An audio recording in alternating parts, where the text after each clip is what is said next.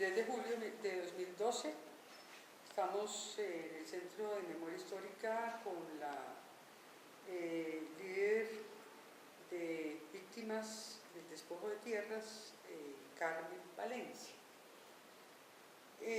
Doña Carmen, quisiera que comenzáramos por que nos cuente cuándo, dónde nació y quiénes eran sus padres. Que nos haga una pequeña biografía suya. Yo nací el 15 de febrero de 1964 en Valencia, Córdoba, en un corregimiento que se llama Vijagual, allí pegadito con Valencia. Mis padres eran Plinio Palencia y Margot Cabrales. Eran personas sencillas. Mi papá era policía, agente del Estado, y mi madre era ama de casa. ¿La familia cuántos miembros tenía? No, yo soy hija única. Hija única. Sí, señora. En ese entonces no cultivaban la tierra, o sea, realmente era una familia urbana, vivían en el corregimiento. Pero sí, no, pero sí cultivábamos porque vivíamos con mi abuela materna, la mamá de mi mamá y mis tíos, hermanos de mi madre, y pues eran todos agricultores, todos trabajaban en el campo, sembraban maíz, arroz, aserraban madera, trabajaban con ganadería, sí, campesinos.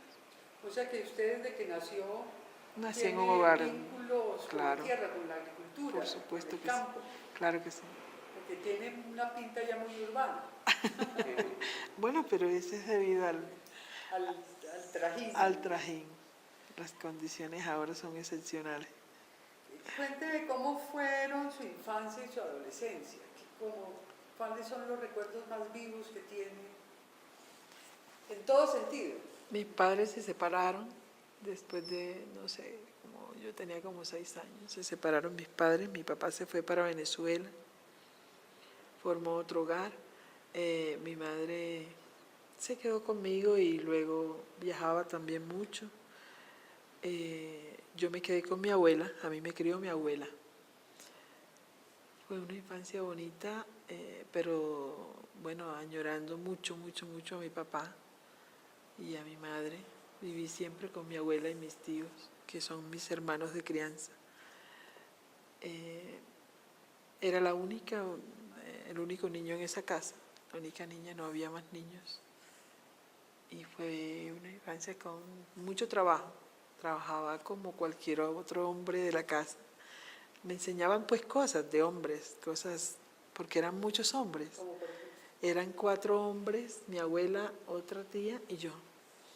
Bueno, a trabajar, a arriar el ganado, me enseñaban a montar a caballo, a todas las cosas que, ¿cierto? Y además porque yo era muy inquieta y siempre fui un poquito precoz y entonces estaba en todas partes metida. Muy buena estudiante y muy libertina. Era muy libre en el mundo, muy yo. ¿Hasta qué, Pero sí, pero te puedes correr un poquito más. ¿Hasta qué año cursó estudios hizo? Yo terminé el bachillerato. Bueno, yo estudié la primaria en un colegio de monjas, de religiosas. Allá en Valencia. En Valencia, claro. Fue una gran influencia para mí porque en mi casa eran muy libre pensadores y no había como un concepto cristiano o religioso muy definido. Entonces a mí el colegio me sirvió para definir muchas cosas en ese sentido. Las monjas me padecieron todo ese tiempo porque eran muy traviesas, pero me sirvió mucho, muchísimo. Y luego me fui a estudiar el bachillerato a Barranquilla con mi mamá. Allá estudié parte de mi bachillerato y todas las vacaciones para Valencia. Allá me casé, suspendí los estudios Me faltaba como un año para terminar. Y luego ya terminé después de haber enviudado el bachillerato, porque enviudé muy joven. ¿Se Enviudé casó a qué edad? a los 19 años. A los 18 años prácticamente y a los 19 tuve mi primera hija. O sea, yo decidí que iba a tener 3 hijos, pues por ser hija única me imagino que sería el afán de tener tantos hijos. Tuve 3 hijos y bueno, bien, a los 24 años ya tenía 3 hijos y estaba viuda.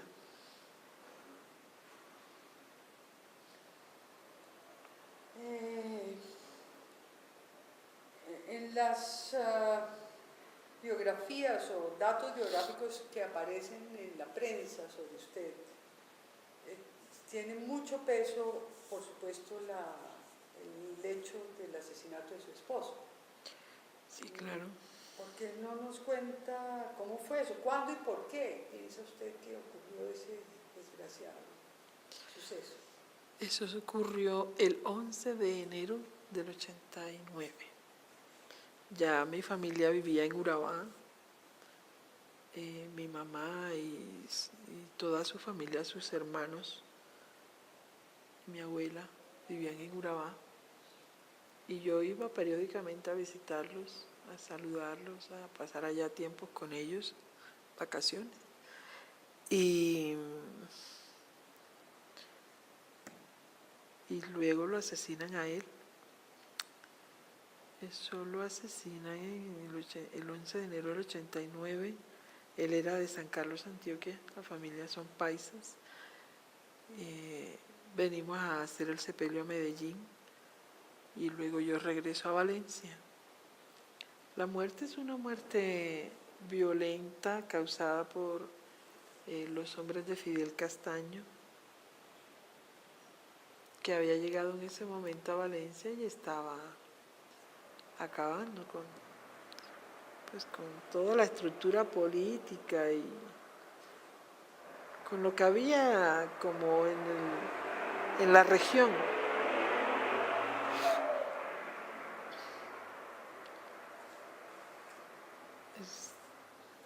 Paramos un segundo. Cerremos ese.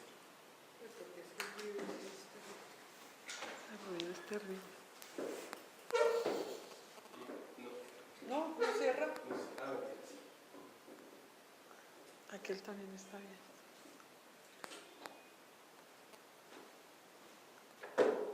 Un poquito más. No.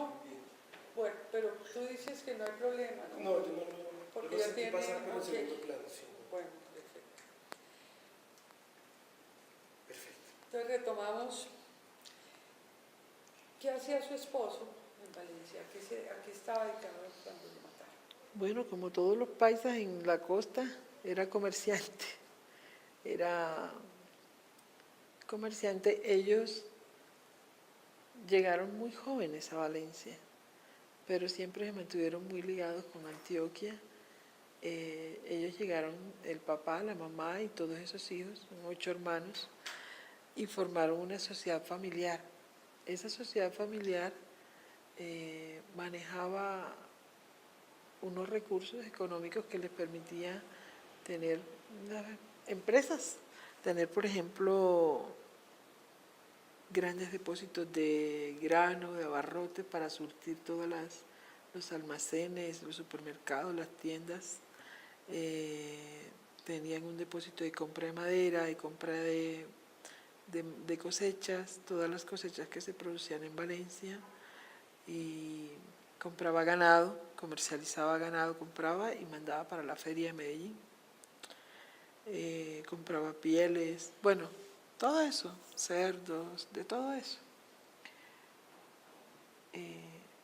Pero O sea que era una familia próspera. bastante próspera. próspera. Éramos una familia importante allá. ¿Cómo se llamaba él? Perdón. Aladino García, Giraldo. Sí, era una familia de las mejor acomodadas allá. Y tenía tierrita, teníamos tierra, teníamos una finca en compañía con un compadre nuestro, 266 hectáreas de tierra, más 15 hectáreas más acá abajo. Esas 266 hectáreas de tierra estaban muy arriba, muy ya sobre la serranía. Pero las otras sí estaban acá abajo, ahí cerca del casco urbano de Valencia. Había ganado, al partir utilidad, había ganado, en todas esas tierras había ganado. Sí, era una cosa próspera, bastante próspera. Y además, pues eso, le gustaba la política, era de filiación conservadora. Y le gustaba la política. En ese momento era presidente del Consejo, presidente del Club de Leones. Presidente del Consejo Municipal de Valencia. Sí, y ya preparándose para inscribirse en la campaña que ya se iba a iniciar al año siguiente, me parece que era, de la alcaldía del pueblo. Eso lo hacían, lo iba a hacer con una coalición que decidieron hacer con la UP, que era el movimiento, el segundo movimiento más fuerte allá en el municipio, en la región. ¿Segundo después de cuál? Del Partido Conservador, claro. O sea, las dos fuerzas eran el Partido Conservador y la UP. Y la UP. Los dos, aparentemente los dos extremos. Pues sí, aparentemente, pero esas particularidades que se dan en los pueblos, en las regiones, ¿cierto? Es que en eso ha habido una equivocación toda la vida en Colombia. No se puede generalizar lo que pasa en Bogotá con lo que pasa en los pueblos. Eso no es así. En Bogotá pasa una vaina absolutamente diferente a lo que pasa en las regiones. Muchas veces en las regiones uno termina aliado con grupos o con movimientos que están absolutamente opuestos a nosotros, pero que están trabajando por el bien del municipio, de la región, y que tienen buenas propuestas, y que tienen buenos líderes, que tienen gente idónea. Entonces piensa uno, bueno, si en la región esto es lo que se necesita, ¿por qué vamos a tener que regirnos por otras cosas, cierto? En ese momento, pues nosotros también pensábamos, bueno, aquí hay una situación bastante delicada y es la UP tiene un respaldo armado y puede ser mucho más grave oponernos a la UP que aliarnos con ellos. Y máximo, si ellos están de acuerdo en que hagamos una alianza, conocían a Aladino, sabían que era una persona muy seria, que era una persona supremamente honorable. Todo el mundo lo tenía como una persona muy honorable. Entonces, si ellos mismos dicen, bueno, vamos a hacer una alianza, y él iba a ser el alcalde, eso ya estaba claro. Cuando llega este tipo y empieza con las masacres, con las desapariciones, con los asesinatos selectivos, mata muchísima gente, mucha gente. Yo no sé por qué en Valencia no se ha hecho ningún pronunciamiento de eso. La gente que vive allá está muy callada. Y lo que pasó allá fue desastroso. Acabaron con todos los líderes sociales y políticos de la región de allá del municipio, tanto de Valencia como de Tierra Alta. Justo en ese proceso de campaña electoral. Todavía la campaña no había arrancado, o sea, eran los primeros movimientos que se estaban dando para poder salir ya cuando arrancara la campaña, poder salir, ¿cierto? Todavía la campaña no había arrancado, él todavía era del consejo. Entonces, llega este señor y bueno, y empieza a matar a todo el mundo, hasta que asesinan a la... Sin distingos políticos, o sea, principalmente... No, era principalmente por los UP. nexos, era principalmente por los nexos con esta gente de la UP. No era por más. Y aparte de su esposo, mataron otros conservadores. Uf, claro. Y otros que se lograron salvar porque se fueron. Sí, Yo recuerdo mucho la muerte de un señor que se llamaba Luis Díaz. Lucho Díaz, le decíamos así, pues todo el pueblo lo conocía como Lucho Díaz. Era un señor conservador de tradición, pero mejor dicho, mi abuela también era conservadora y eran muy amigos con mi abuela y con Aladino también, eran muy amigos. Mataron a Lucho Díaz como, me parece que como 28 o 30 de diciembre. Y había ¿De qué año? del 88. 89, 88. 88. O sea, hacía por ahí 15 días cuando mataron a Aladino. Y eso también la gente piensa que fue motivo porque Aladino, ellos habían dado como la orden para que nadie recogiera el cadáver de Luis Díaz. Lo mataron en el colegio de bachillerato allá de Valencia. Pero Aladino por la amistad, por toda esa cosa que tenía, ¿cierto? Llegó en la camioneta, teníamos una camioneta de estacas, una Chevrolet que estaban recién salidas. Y fue en la camioneta y lo recogió. Lo llevó a la casa, al centro de salud. Lo llevó, le hicieron la autopsia, lo organizaron y lo llevó a la casa. Y bueno, como a los 8 días alguien me dijo a mí, Carmen, yo estaba muy joven, pero pues, había gente que nos apreciaba por ser amigos de mi familia. Fue una persona y me dijo, mira, te vengo a decir, es que me enteré que van a matar a Laino. Yo, ¿pero por qué? No sé, de todas formas ya tomaron esa decisión. El señor trabajaba en la finca Las Tangas, esa finca emblemática para el delito. Y de allá vino y me contó. Entonces yo le conté a Laino. Laino me dijo, no, a mí ¿por qué?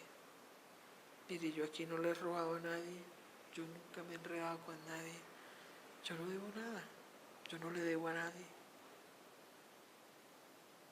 Y en esa discusión, pues yo le decía, mira, vete y yo me quedo aquí, yo me quedo con los niños. No, es que yo no me voy a ir. Me acuerdo así claramente, me dice, el que nada debe, nada teme, no te preocupes. Como a los 4 días de eso mataron a nadie. Y la presencia fuerte de Fidel Castaño, de los paramilitares, cuando empezó en Urabá en el 88. En Valencia comenzó en el 86,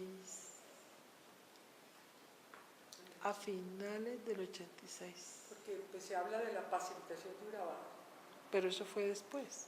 Ellos llegan primero a Valencia. Primero le abren el camino al ejército. Ellos llegan primero a Valencia porque es que la finca Las Tangas es un sitio estratégico, ¿sí?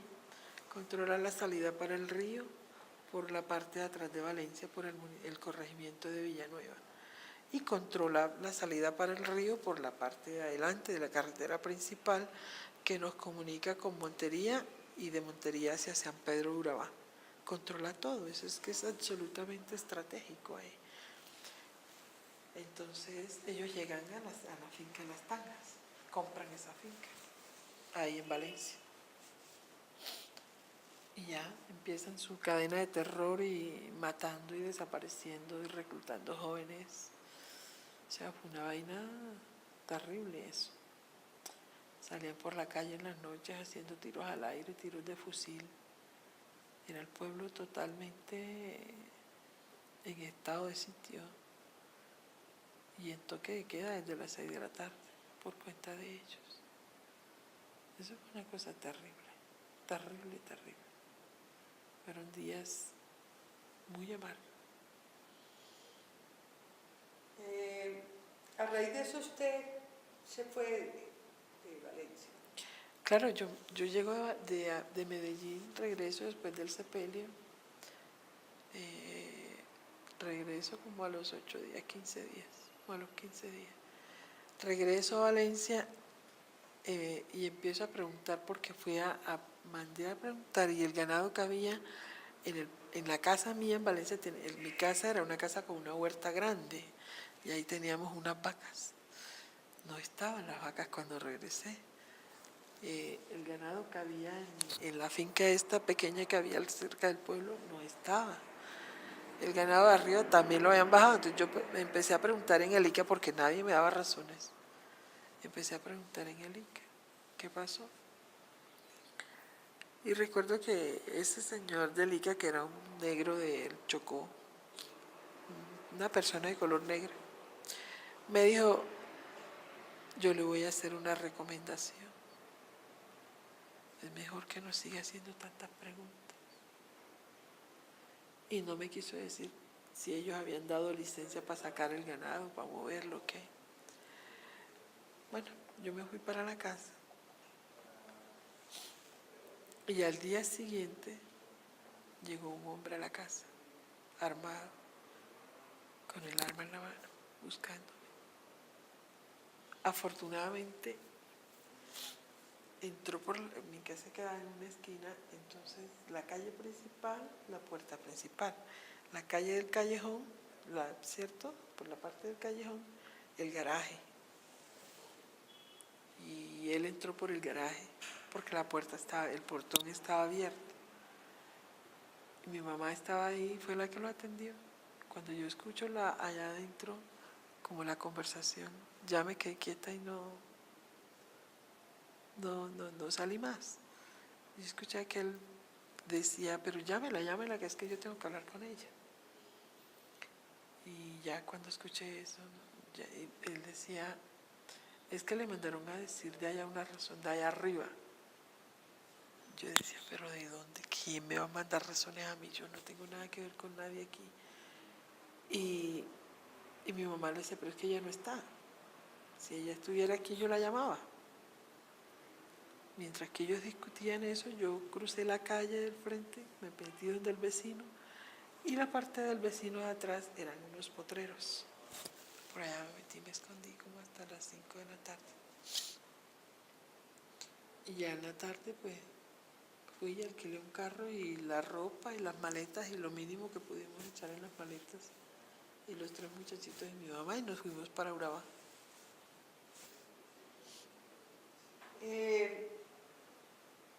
¿Cómo empezó su vinculación con la política, Carmen?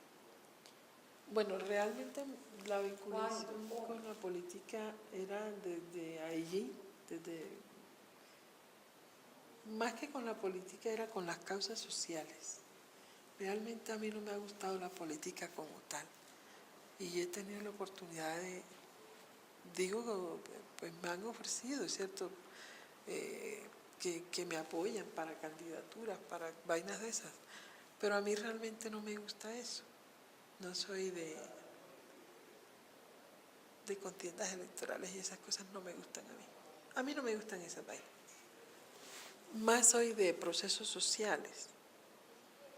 Desde Valencia yo ya tenía procesos sociales allá a pesar de ser tan joven, pero como le digo es que yo era un poquito precoz y entonces siempre estaba como muy metida en cosas. Siempre estaba con las muchachas que jugaban softball y yo también jugaba softball. Con los que hacían ciclismo y yo también practicaba ciclismo. Con las monjas y las señoras ya más adultas que conformamos un comité para ayudar a los enfermos, a las personas que no tenían recursos, para hacerse cirugía, para cosas así. Ahí estaba yo, con todas las actividades que había que hacer, siempre liderando esas cosas. Siempre estaba metida en vainas.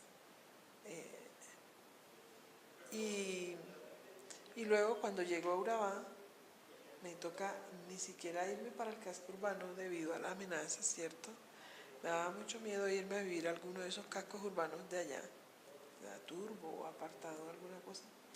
Entonces me voy para una vereda. Allá llegó una vereda donde viven mis tíos, casi todos tienen finca ahí en esa vereda. Todos tienen. Y estaba mi mamá y mi abuela allá con ellos. Y llego allá Mi mamá el día que mataron a Laina estaba conmigo porque habían estado en Montería haciendo unas cosas, no sé qué cosas, unas vainas de la familia de ellos, y se quedó ahí. Llegó con mi abuela y mi abuela se fue y ellos se quedaron ahí. Entonces, por eso mi mamá estaba conmigo. Llegamos a Urabá nuevamente y allá me instalé, conseguí una parcelita, compré una parcelita. Yo no despojé tierras, eso que me han dicho de todo. Han dicho que yo también con el EPL andaba despojando tierras, que andaba, eso no es cierto. Eh, yo lo que hice fue sumarme a la Junta de Acción Comunal de esa vereda cuando llegué ahí, porque fue un cambio bárbaro, ¿cierto? De tenerlo todo a no tener nada. Allá ni siquiera había energía eléctrica, no había. Entonces llego allá a la Junta de Acción Comunal, les ofrecí que quería ser parte de la Junta para ayudar en los procesos de ahí, pues. Y empezamos, construimos puentes, hice un proyecto, elaboré un proyecto para la electrificación de la vereda y iniciamos una romería por todas las instituciones, por toda la empresa privada, por todas partes, hasta que logramos llevar la energía allá. Bueno, hicimos muchas cosas desde ahí. Y bueno, como ahí estaba el EPL vigente, empiezo a militar en el EPL, pero no desde las armas, sino desde los procesos sociales y desde la política con ellos. Pero más era como orientando a los campesinos, educándolos, capacitándolos. Y ya me fui metiendo en el tema político y asumiendo responsabilidades políticas con el EPL. ¿Eso fue en qué año, Carmen?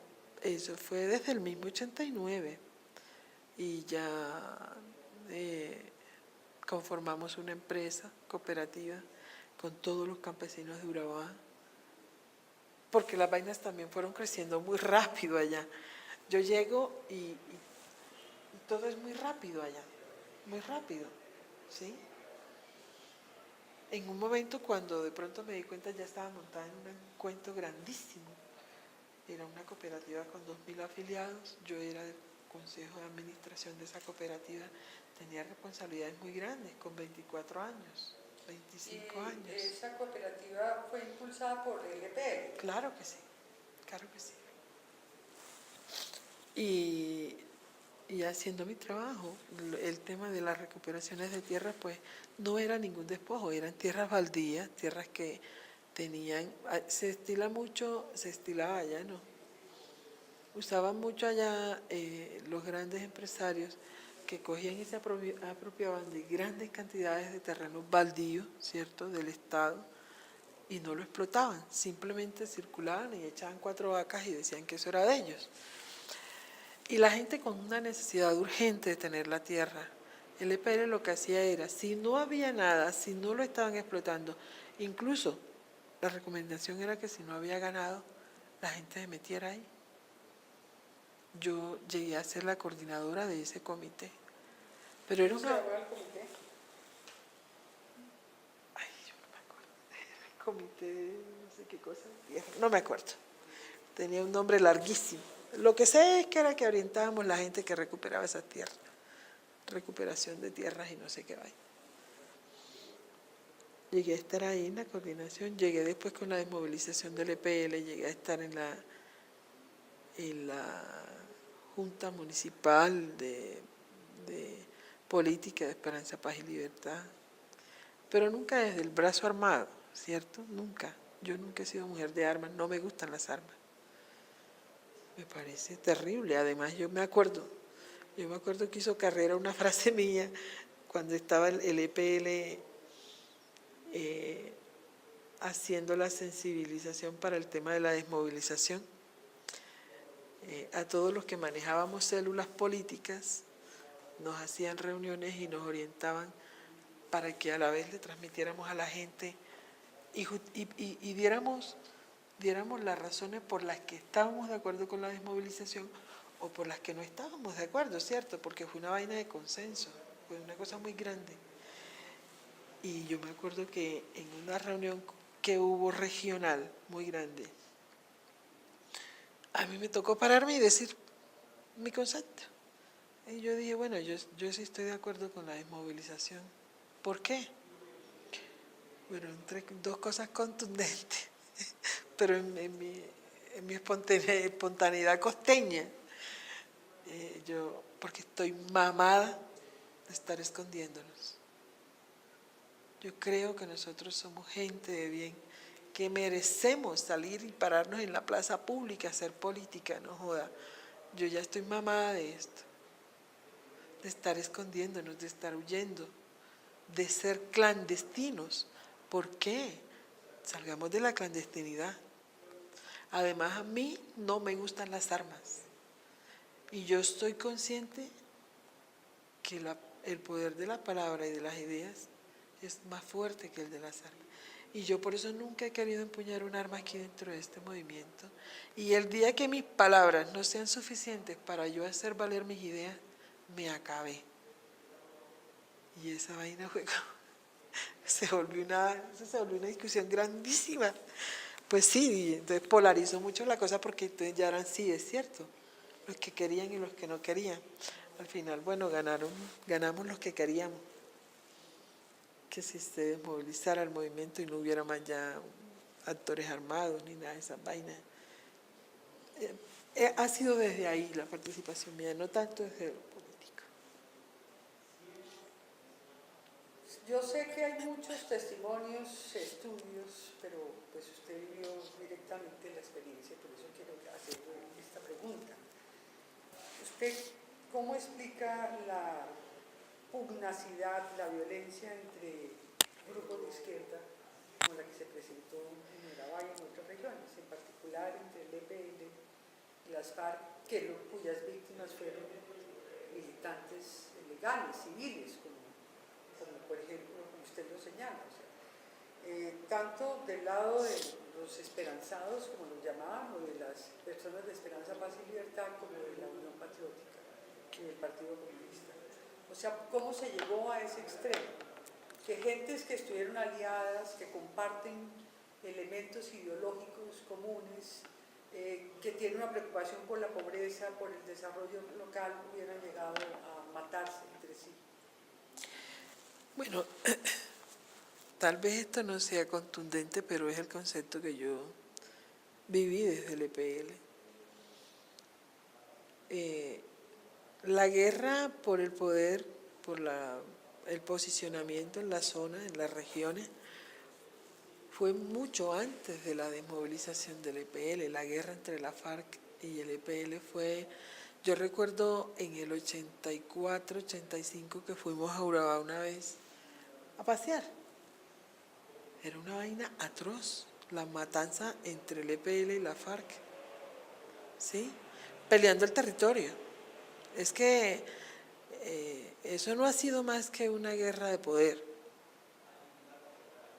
de dominar el territorio para tener el poder. Y cuando logramos la desmovilización, salimos todos de allá como todos, Dios mío, con una vaina así bonita, toda romántica, ideologizada, pues, esto es lo que vamos a hacer, ahora sí va a venir la paz para Urabá y esperamos que esto se replique en las demás regiones donde el EPL tuvo presencia y ahora sí va a llegar el desarrollo y bueno.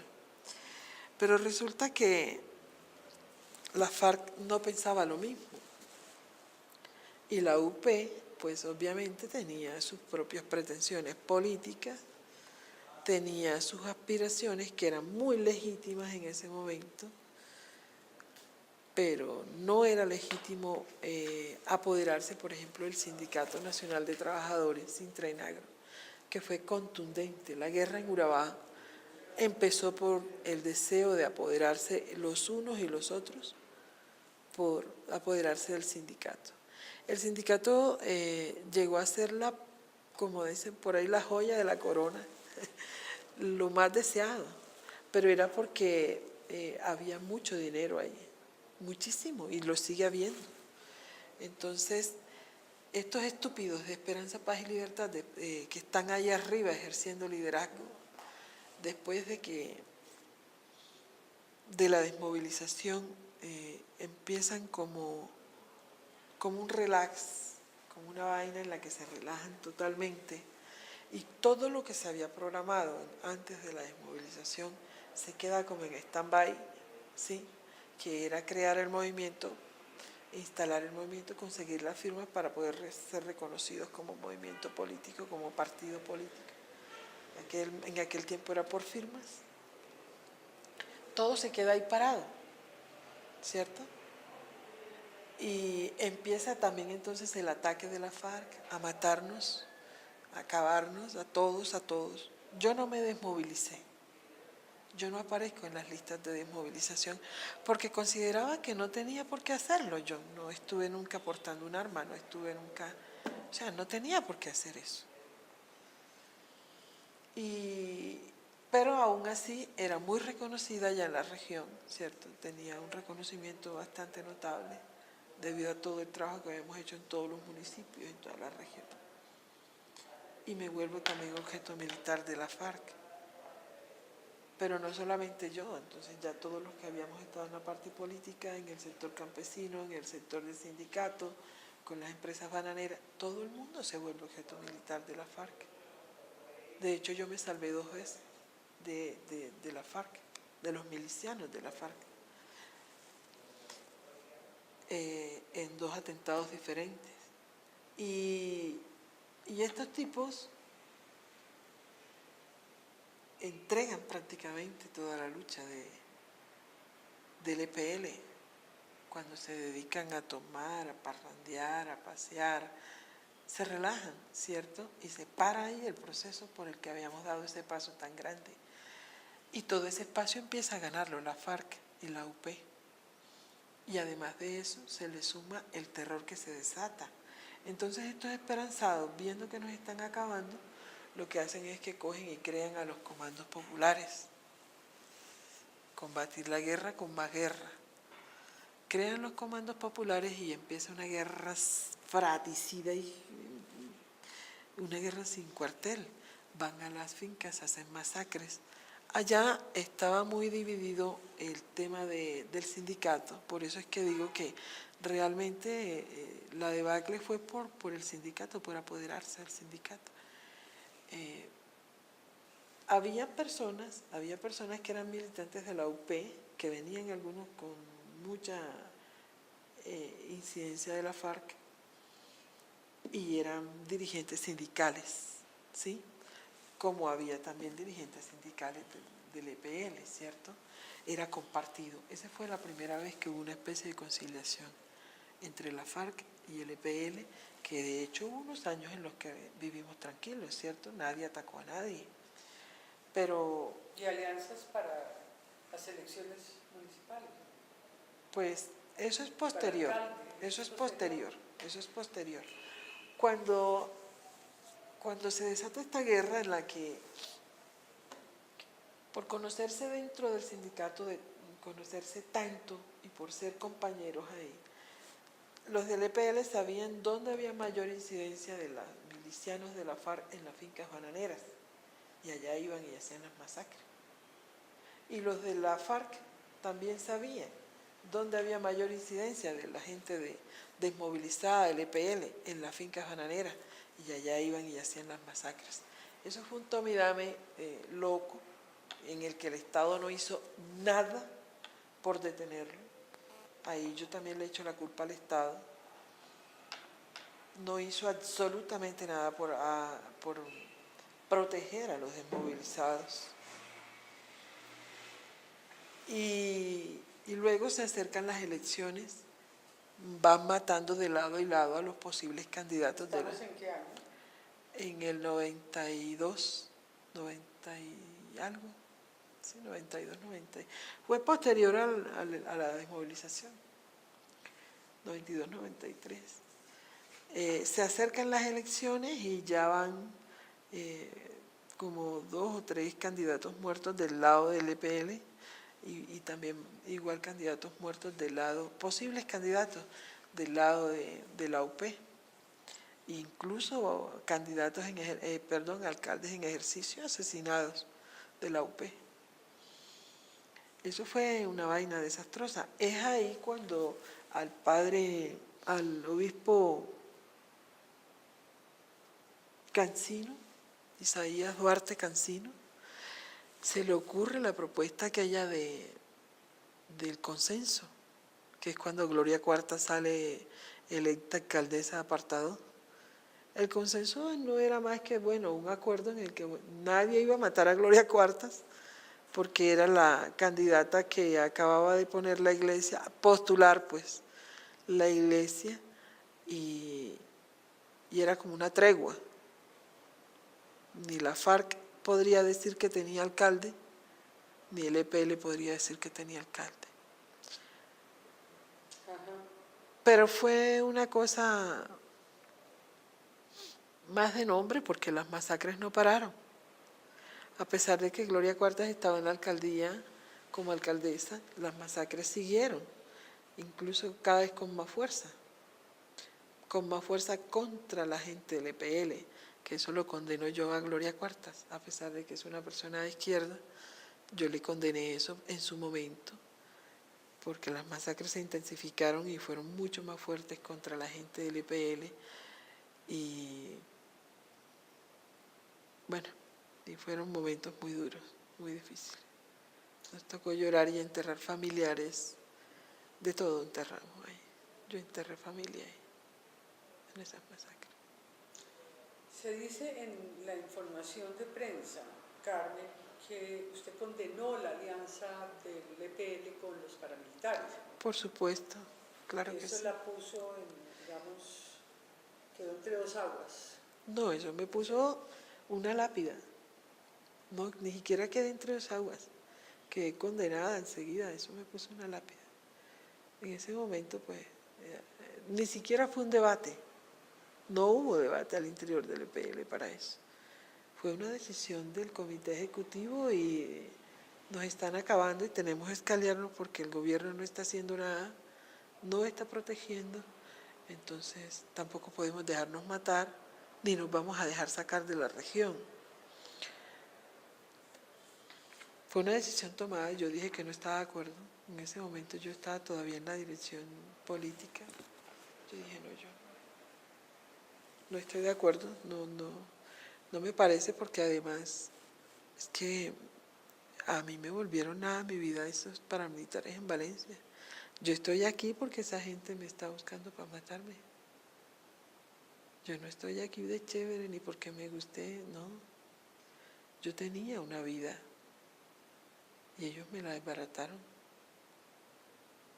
Ya no hay nadie vivo de los que mataron a mi esposo, pero igual está ahí el dolor. Mis hijos no tienen padre, yo no tengo nada, perdí todo lo que tenía. Y ahora vamos a aliarnos con ellos, no, conmigo no.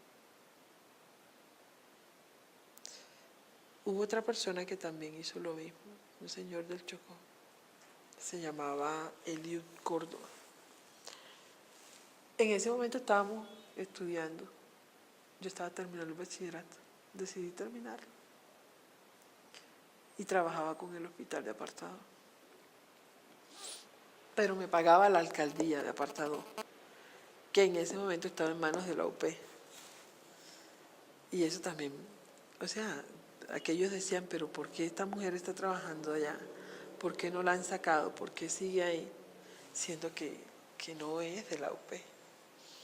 Pero resulta era que yo había hecho un muy buen desempeño en ese trabajo que tenía con el hospital y mis jefes inmediatos y el gerente del hospital en ese momento pues me tenían muy buena estima y yo incluso llegué a hablar la cosa con ellos y les dije, estoy preocupada porque me están mirando como una persona que está aliándose con la UP y con la FARC solamente por estar trabajando acá. Entonces me decían, no, nosotros la vamos a respaldar, nosotros sabemos que usted trabaja aquí porque ha hecho un gran trabajo, es una buena persona, hace un buen trabajo. Entonces yo no renuncié, sino que me quedé ahí. ¿Qué trabajo hacía? Era promotora de salud. Promotora. De salud, en ese momento, pero con unas tareas loquísimas. unas vainas grandísimas. Y ya habíamos liderado el tema en el barrio obrero, que fue la invasión esa grandísima. Yo ya vivía allá. Ya, O sea, el barrio obrero se llamaba barrio obrero. lo pusimos barrio obrero, pero la tierra era una finca que pertenecía al Negro Gaviria, el papá del gobernador y del alcalde actual, de Aníbal Gaviria. Esa tierra perteneció a él, eran 107 hectáreas, pero no las explotaban sino muy periódicamente y estaban dentro del casco urbano apartado. Era como un lote de engorde y ellos una vez por la cuaresma sembraban arroz o sembraban sorgo porque no servía para el banano porque era muy baja, entonces tenía demasiada humedad, el nivel freático era muy alto. Entonces, bueno, nos metimos ahí. Yo estaba huyendo en ese momento en Venezuela por un atentado que la FARC me fue a hacer allá donde yo vivía. Me salvé, por ahí todavía tengo las cicatrices. Y entonces me fui para Venezuela, para donde mi papá. Allá estuve como 4 meses, me volví. Y cuando llegué, hacía como 8 días que habían entrado ahí a ese terreno. Me fui para allá y ahí empecé a trabajar con la gente. Cuando se presentó la oportunidad de trabajar con el hospital, enseguida me presenté y gané el concurso y empecé a trabajar con el hospital. Y a desarrollar la labor de promotora de salud ahí en ese barrio. Fue un trabajo inmenso, una vaina de locos, porque no había alcantarillado, no había energía eléctrica, no había acueducto, no había nada. No había ni calles, no había nada, aquello era una vaina de locos. Y eran 4.500 familias. Eso fue una vaina de locos. Pero bueno, logramos hacer un buen trabajo ahí, con la gente, y educándola. Y allí empieza entonces ya la persecución sistemática contra mí desde dentro de la misma organización mía. Hasta que van esa noche allá al colegio donde estábamos estudiando y empiezan a disparar por la ventana, así.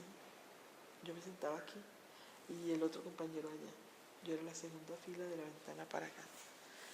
Matan a Eliud, yo me tiro hacia el piso con la silla y todo. Alcanzaron a herir a otras 2 personas. Y bueno, el hospital, para que fueron conmigo, fueron muy incondicionales. Fue muy importante el apoyo que me brindaron y me llevaron para Medellín, para el Hospital San Vicente de Paula. Ya estuve 2 meses y medio en estado de coma. Una vaina fuerte, fuerte. Pegaron 5 tiros. Y bueno, salí del coma y como al mes volví para Urabá. Y seguí trabajando allá. Pero ahí sí ya marqué una pauta en el trabajo con los esperanzados. Ya no volví a relacionarme con ellos, ni a tener actividades con ellos. Tenía mi trabajo como... Este atentado del cual acaba de hablar, ¿provino de qué lado? De los esperanzados. Vino de los esperanzados, claro. La decisión la tomaron en el sindicato. Fue una vaina fuerte, una vaina muy fuerte. Ellos lo quisieron hacer aparecer como una vaina de la FARC, pero no, fueron paramilitares contratados, o sea, como ya estaba la alianza, porque eso fue ya en el 95, eso fue el 30 de mayo del 95. Entonces, fue ahí ya, trajeron 3 paramilitares de Valencia, además yo los conocía.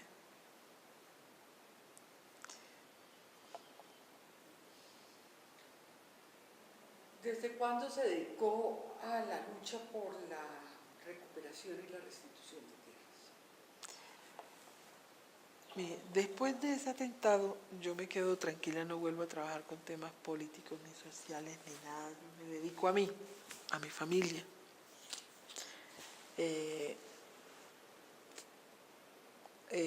Estudio enfermería.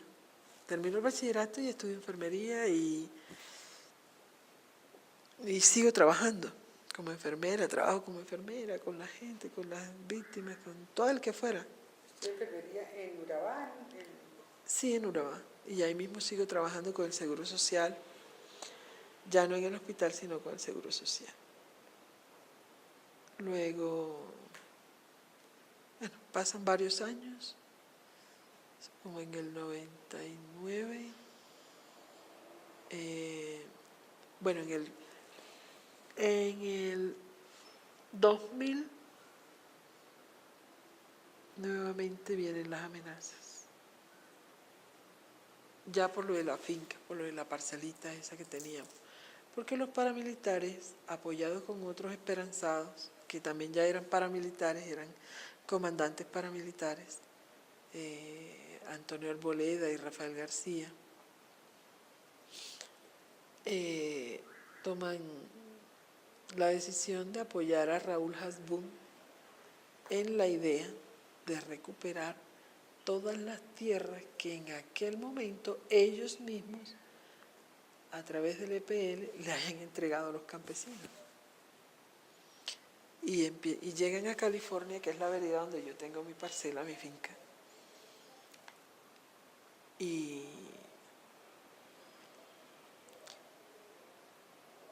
nos dicen, bueno, hacen una reunión. Yo no voy a la reunión porque estaba trabajando. Fue mi compañero, la persona con la que yo convivo, compañero, va y luego nos encontramos. El sábado viene él apartado y me dice, mira, a mí no me está gustando el giro que eso está tomando. Y yo me quedo, bueno, pero sin saber qué era. Me dice, es que nos hicieron una reunión y nos están diciendo que el patrón, un patrón que yo no sé quién será, los mandó porque va o recupera las tierras o se las pagamos. Pero que él va a recuperar sus tierras como sea. Nunca nadie se imaginó que era Raúl Hasbún. Nadie. Pero empieza como ya la zozobra, ¿cierto? Eso es en diciembre del 99. En el 2000 ya se hace realidad la amenaza, ya vienen las presiones, ya nos obligan a firmar un acuerdo para pagar. Porque bueno, yo ya no estoy al frente, ni siquiera ya estaba en la Junta de Acción Comunal, en nada en ese momento. Estoy dedicada a lo mío, a trabajar. Pero cuando eso pasa, yo digo, no, pero es que no joda, entonces vamos a estar toda la vida huyendo, toda la vida correteados. Y se genera como una inconformidad muy grande dentro de la vereda nuevamente. Y yo otra vez empiezo a hablar con la gente, pero ahora sí ya con mucho cuidado, porque ya dentro de la vereda hay gente que son simpatizantes y colaboradores de los paramilitares. Todavía están ahí. Perdón, debo cambiar de casa. ¿La parcela cuántas tierras era? Son 3 hectáreas. 3 todavía. Sí, todavía claro, la tiene. todavía la está Y ahí. por esa parcela es que usted tuvo que pagar 12 millones de pesos. Claro. Cuéntenos un poquito cómo fue esa No, situación. ellos ¿Qué llegaron, pasó? no, llegaron simplemente diciendo que era de parte del patrón. El patrón, y ustedes supieron después que era... No, nunca supimos. Después que Hasbún. instauramos la demanda en el 2005, fue que nos dimos cuenta que era Raúl Hasbún. Todo ese tiempo nosotros pagamos la plata que nos extorsionaron a través de Banacol. Perdón, como salgo por ahí, ustedes se demoran media horita más, ¿sí? Sí, Entonces ya ahorita, media horita pasa, tienes la reunión y pasas bueno, para gracias. que se pueda Bueno, estar todo. gracias. ¿Listo? Ya les traigo el título normal. Gracias, muy amable. Y bueno,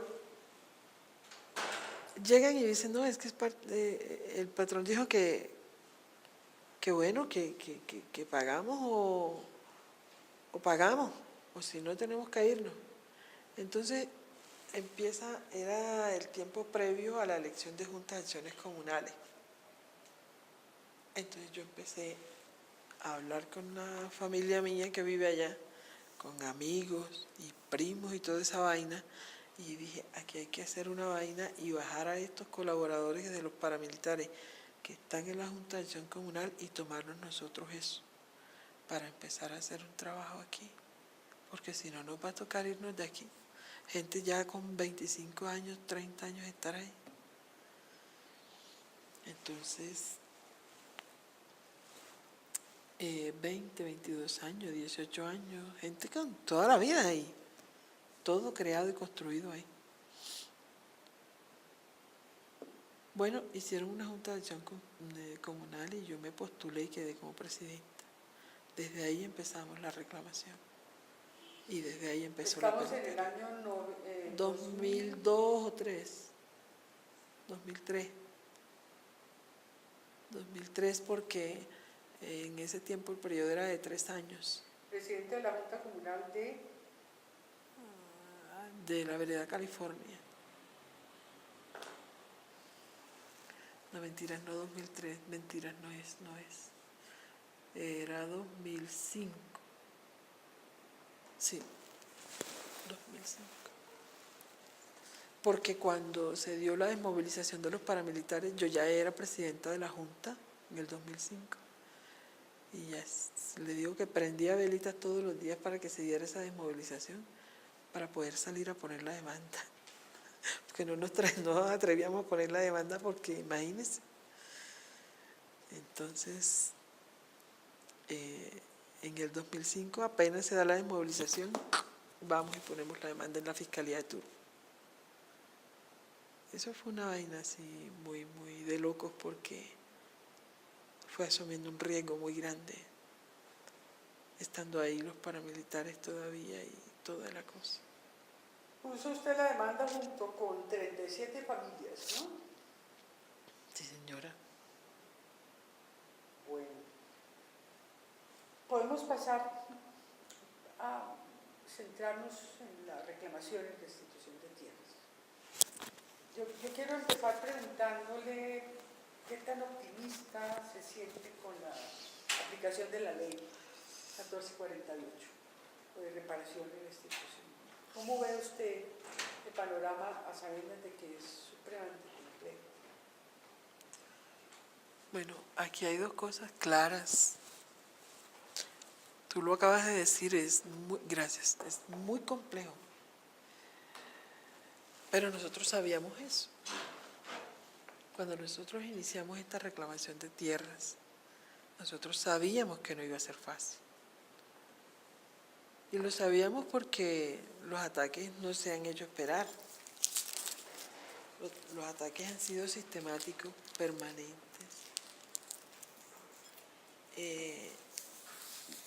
Estamos en una sin salida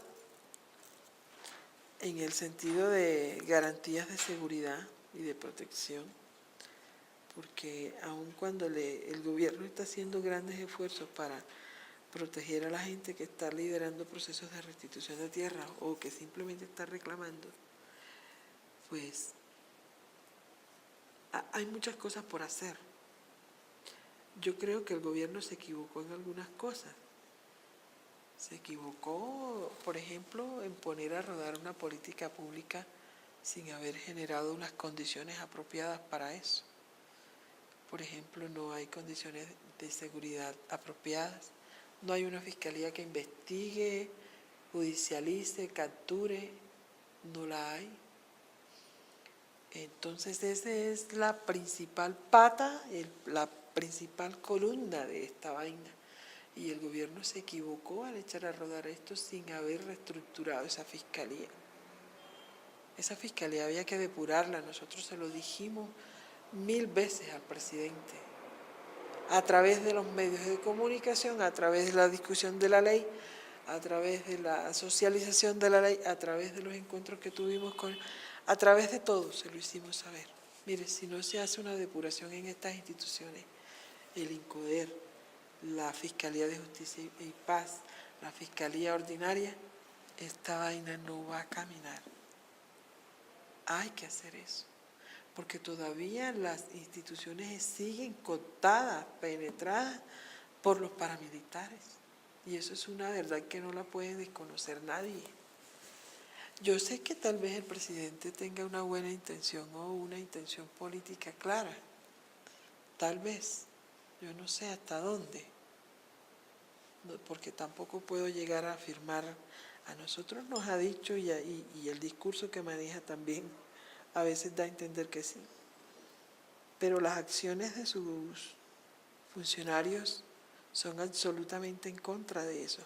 Por ejemplo, en este momento nosotros estamos organizando unas marchas en las diferentes regiones, tal vez estén para el mes de septiembre, para hacerlas simultáneas, en protesta por todo lo que está haciendo la Unidad de Restitución de Tierras en el país, que es un desastre. ¿Cuáles son las críticas?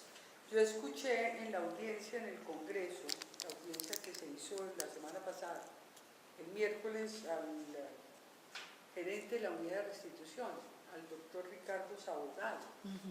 Y el informe pues era bastante, Es que es muy débil el informe. digamos, preciso y reconocía mucho las dificultades. Entonces, ¿cuáles son las críticas concretas? La principal crítica es que Ricardo Sabogal no debe estar ahí. No tengo nada en contra de él como persona, pero no debe estar ahí. ¿Por qué? ¿Qué pasa? Porque Ricardo Sabogal es una persona prepotente, jactanciosa, es una persona que no tiene compromiso social, es una persona que la información que ha reunido y que se la aportamos nosotros también, cuando estuvo en la Unidad de Tierras de Acción Social, la está utilizando para él escalafonar puestos y cargos públicos y para volverse una autoridad, pero eso no lo ha puesto y no lo está poniendo al servicio de la sociedad. Toda la información que se recolectó, todo el conocimiento que se adquirió, no lo está poniendo al servicio de la sociedad. Y con esa actitud lo que está es favoreciendo a los despojadores, porque está haciendo más lentos los procesos y esos procesos, entre más lentos sean, más favorecen los despojadores. Él indicaba que ya el gobierno ha procedido a nombrar los jueces agrarios. Ya van 30.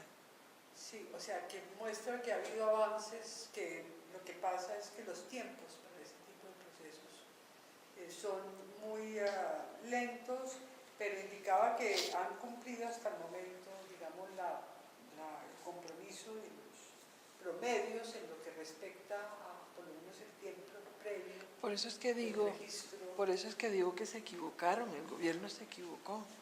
No debieron arrancar con esto hasta tanto no estuvieran esos jueces instalados, ¿cierto? Hasta tanto no estuviera toda la infraestructura y la arquitectura de la ley lista, ¿sí? Pero esta vaina de ir, aunque sea muy buena y aunque es cierto que es urgente, porque es que de verdad es urgente, ¿sí? Es prioritario que se hiciera la implementación de la ley. También es cierto que se está dando la imagen como que se está improvisando, ¿cierto? Aunque no se está improvisando. No se está improvisando porque lo que se está haciendo es ir implementando la ley con lo que hay. No se está inventando nada, ni se está improvisando. Todo está dentro del marco de la ley, ¿sí? La implementación de las unidades de restitución de tierra que se están haciendo en el país están ordenadas y están dentro del marco de la ley. La creación de los jueces agrarios está ordenada y está dentro del marco de la ley. La recolección de la información está ordenada y está dentro del marco de la ley. ¿Qué son las cosas que nosotros criticamos como movimiento? Estamos criticando que desde el principio dijimos el catastro social no lo puede hacer el Estado solo, porque el catastro social es el levantamiento de la verdad de lo que pasó. Y esa verdad tiene que ser contada por nosotros, las víctimas, pero tiene que ser construida por nosotros también, de manera que el catastro social tiene que ser levantado con nosotros. Pero no lo quieren hacer así porque Ricardo Sabogal está manejando la información como un gran secreto de Estado para poder tener más poder, pero eso se vuelve peligrosísimo para la ley, porque eso le pone un manto oscuro a la transparencia que debe tener la implementación de la ley.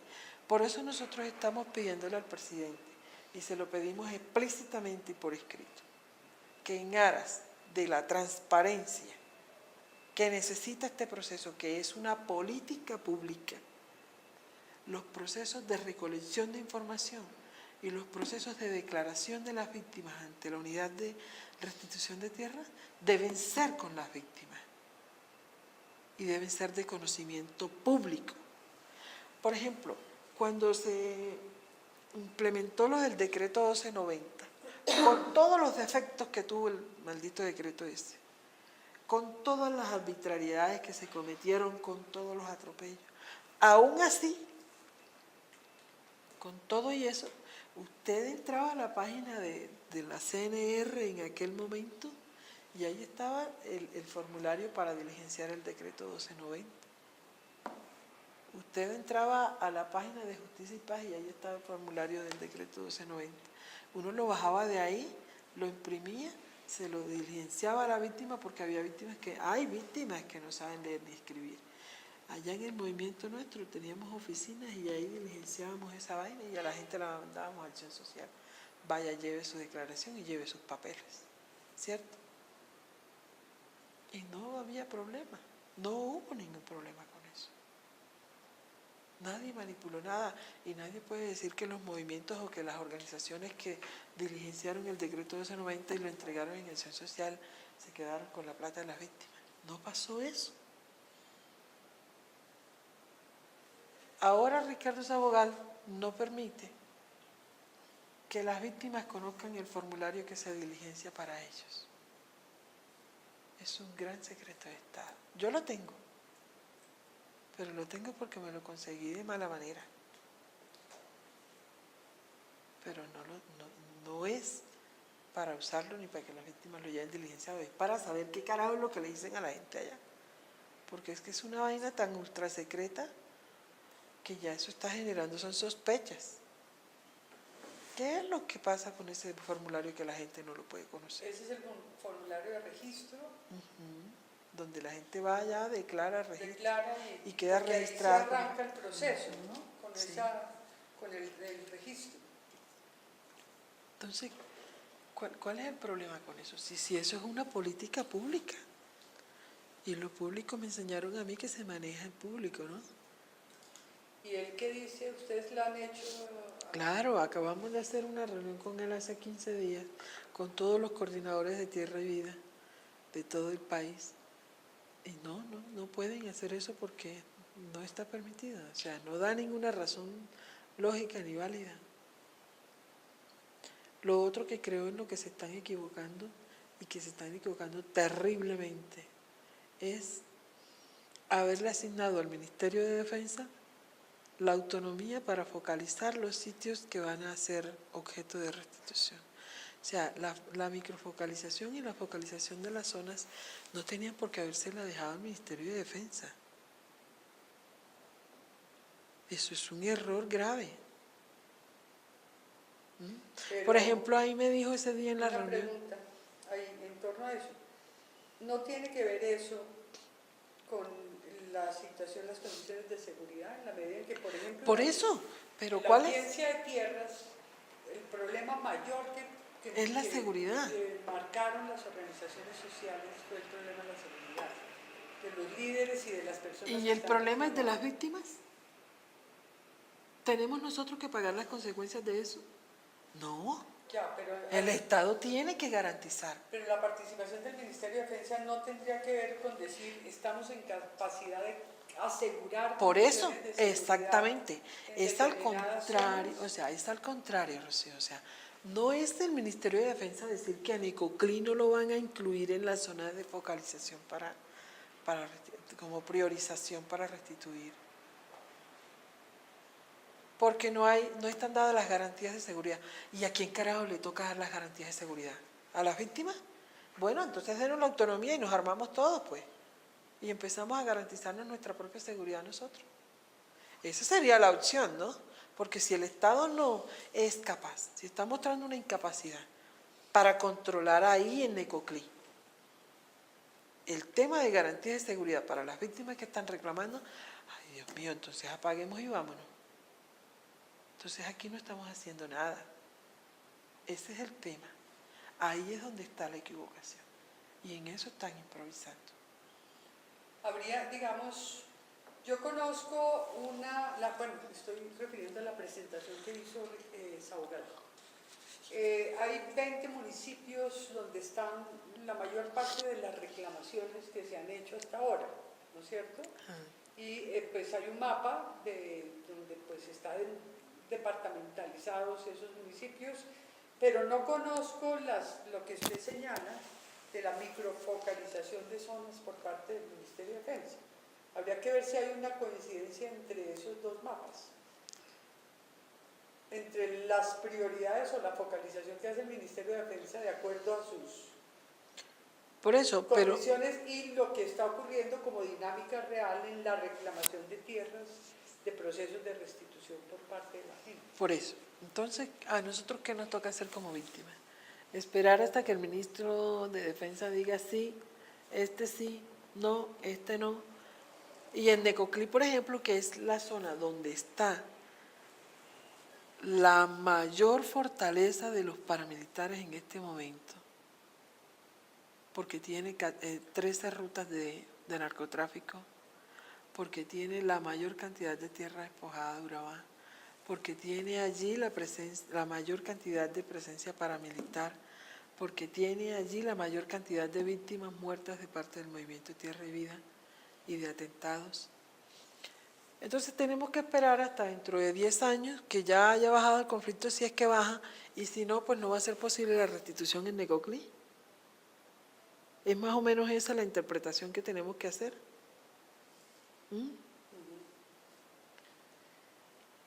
Carmen, me gustaría que nos contara un poco, nos hablara la Asociación Nacional de Víctimas por la Restitución y el Acceso a la Tierra, que es la asociación que usted fundó con otras personas, que usted preside actualmente. Yo quisiera saber, aparte de la fecha cuando fue fundada, cuántos afiliados tiene, en qué regiones del país opera y qué relación tiene con el movimiento Tierra y Vida. Si son dos cosas Somos lo mismo. Somos lo mismo. Somos lo mismo. Que nos dé un panorama de la asociación. Nació como asociación, pero ha crecido y se ha fortalecido de tal manera que hoy ya es un gran movimiento.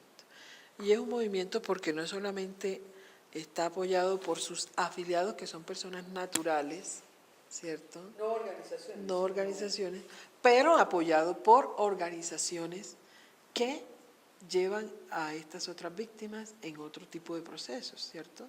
Acuérdense que las víctimas de despojo de tierras no solamente fueron víctimas de despojo de tierras, esos despojos estuvieron acompañados por masacres, ¿cierto? Por desapariciones forzadas, por el desplazamiento, por violaciones sexuales, por asesinatos selectivos, etcétera, etcétera.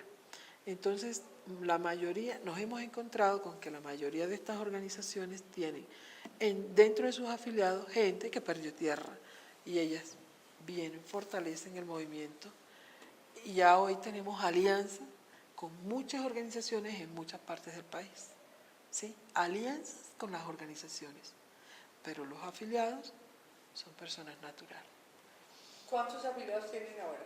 Aproximadamente 9.000 afiliados. Todavía no tenemos una cifra exacta porque como se han estado instalando nuevos capítulos y estos capítulos traen sus propias bases de afiliados, entonces es muy fluctuante el número, pero ya tenemos fijada una fecha para dentro de 4 meses, ya debe estar una base de datos con cantidades determinadas. ¿Y en qué regiones está funcionando? ¿En qué departamentos? En departamentos estamos en el Tolima, en el Quindío, en el Valle del Cauca, en Córdoba, en el Magdalena, en Bolívar tenemos en Cartagena y en Montes de María, en el oriente antioqueño, en Urabá, aquí en Bogotá, vamos a estar el otro mes ya instalando el capítulo. Esta semana pasada ya estuvimos haciendo las reuniones de sensibilización. Vamos a estar en el Catatumbo, en La Gabarra, en Tibú. Vamos a instalar un capítulo también en Cúcuta, que ya también se hicieron 2 reuniones de sensibilización, y otro en Bucaramanga, y uno en el Chocó. Eso es lo que nos falta. ¿Cómo se financia la asociación? La asociación se ha financiado hasta ahora con aportes de la cooperación internacional, muy pocos recursos, poquísimos, pero hemos hecho de todo para multiplicar ese recurso. ¿Los afiliados dan cuotas o no? No. Algunos afiliados, por ejemplo, la gente de Urabá. La gente de Urabá, que fue la que puso, como dicen por ahí, los primeros muertos, las primeras víctimas, los primeros compañeros, son gente muy solidaria y muy convencida de esto. Entonces es gente que cuando ven que hay un apuro, cuando hay que mover a alguien, cuando hay que hacer algo, ellos están ahí y hacen sus aportes los que pueden. Entonces, sí, hacen aportes económicos, muy poca cantidad, pero no porque sea una cuota que los obligue los estatutos o porque la asociación les exija, no, es una cosa voluntaria. ¿Del gobierno no reciben ningún tipo de auxilio económico? Hasta ahora no. Usted que recorre el país permanentemente, ¿cómo ve el panorama organizativo de los pobladores rurales, de los campesinos, de los indígenas, de las comunidades negras? Pareciera que hay un resurgimiento del movimiento agrario comunitario. Hay una moda, diría yo, una moda que ha impuesto la política pública. Entonces, una cantidad de gente que pertenecen a grandes ONGs ya se dieron cuenta que esta política pública, que está para 10 años, tiene muchas opciones para el tema agrario, ¿cierto? Ha empezado a crear organizaciones, ha empezado a renovar o a revivir viejas estructuras que habían, ha empezado a motivar muchos líderes para conformar organización rural. A mí me parece bueno. Veo un resurgimiento, como tú dices, pero entonces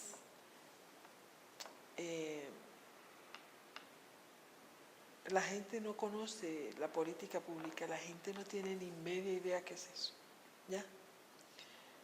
En el tema de restitución de tierra, la gente tiene mucho desconocimiento de eso. Entonces nos encontramos, por ejemplo, con que en Barranquilla, que es la capital del Atlántico, donde vamos a instalar un capítulo el otro mes, en Barranquilla hay unas organizaciones de víctimas, nos reunimos con 40 personas el sábado, que eran representantes de 25 organizaciones. Esas 40 personas todas coincidieron en que no conoce la gente nada de la política, pero nada, y que la unidad de restitución de tierras, a pesar de estar instalada, no está haciendo nada porque la gente no llega. Nosotros hicimos una evaluación junto con otra organización, otra ONG aliada, un estudio en el que ya identificamos cuántos casos hay en cada unidad de restitución de tierras por departamento. En el Atlántico hay 21 solicitudes. O sea, con eso confirmamos enseguida, porque pusimos, o sea, primero hicimos el sondeo con las personas, ¿cierto?, con los líderes y con las víctimas que habían. Hicimos el sondeo con ellos en el evento y luego a través del video pusimos la información en la pared y fue absolutamente cierto, o sea, la gente no conoce. La gente no conoce la política que hay, no conoce la ley. No ha habido suficiente información para las víctimas en el tema de la ley. Eso hace que seamos, a pesar de que seguimos empecinados en apoyar la ley, en apoyar su implementación, porque consideramos que es que no hay más. Y ya han pasado 20 años desde las primeras despojos reconocidos y van a pasar otros 10 años y no vamos a ver resultados. Por eso nosotros somos veedores permanentes de la implementación de la ley y críticos. Yo considero que seguimos apoyando la ley, pero eso no quiere decir que seamos el comité de aplauso de la ley, para nada. Donde se estén equivocando, vamos a decir se están equivocando. Y por eso vamos a hacer esas marchas. Porque la implementación de la ley a través de la unidad de restitución de tierras Ha sido una barbaridad.